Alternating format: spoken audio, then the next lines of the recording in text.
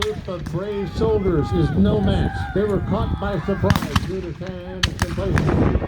But they are no match for the Texians who are hell bent on revenge. Castilian will try to stop the rout, but it is futile, and he dies defending the golden standard as the Texians ravage the Mexican army in the camp.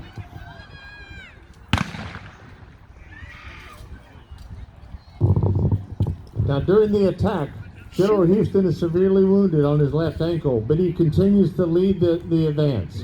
The Texians advance through Santa Ana's camp as some of the Soldados try to rally and others seek safety in the forest behind the camp. But there are only swamps and rain-swollen bayous which block any chance of their retreat.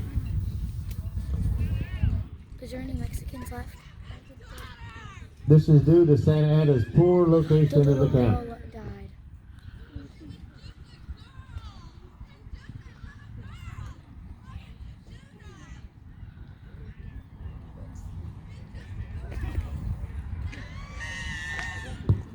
The Texians pursue the retreating Soldados. For another hour and a half over the protests of General Houston and some of his officers, the Texas Army becomes an uncontrollable mob of angry attackers exacting their murderous revenge on the hapless Mexican soldiers.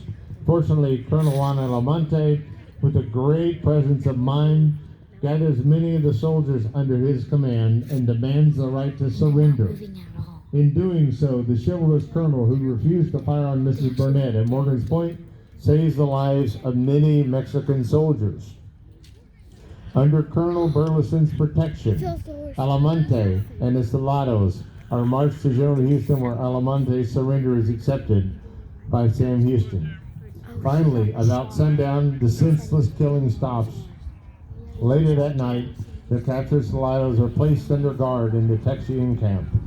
All through the night, the air is pierced by the screams and moans of the Mexican wounded on the plains of San Jacinto. That's not him, Sam. Yes, that's General Sam Houston.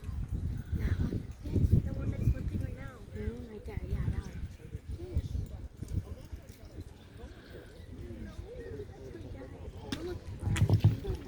one. In less than 18 minutes, the Texian army defeated a dictator that fancied himself as Napoleon of the West.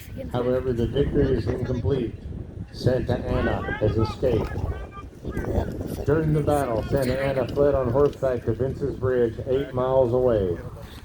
But Death's Fifth has burned the bridge. Unable to swim the swollen bayou, Santa Ana spent the night hiding from the enemy. On the morning of April 22nd, 1836, a scouting party of Texians was searching the area for Mexican soldiers. Santa Ana had walked east along Buffalo Bayou towards the battlefield and was hiding in some grass when he startled a deer. This caught the attention of Sergeant James Sylvester, who captured him without realizing who he was because he was wearing the uniform of a simple soldier. Santa Ana was taken by Sergeant Sylvester and Captain Joel Robinson by horseback to the battlefield where other Mexican prisoners were being held. Many of them recognized their general and leapt to their feet, saluting El Presidente. Santa Ana was now being recognized by all, and he asked to be taken in custody to the brave General Houston. And then he's going to tie him with that rope right there. Santa Ana was then brought before General Houston, who was lying wounded beneath a tree. Where's his rope? That's why he's going to tie him. Lorenzo de Zavala, the former Mexican ambassador and now the Texas vice president, confirmed the identity of the Mexican dictator. Santa Ana demanded to be treated as a prisoner of war with all the courtesies due his rank.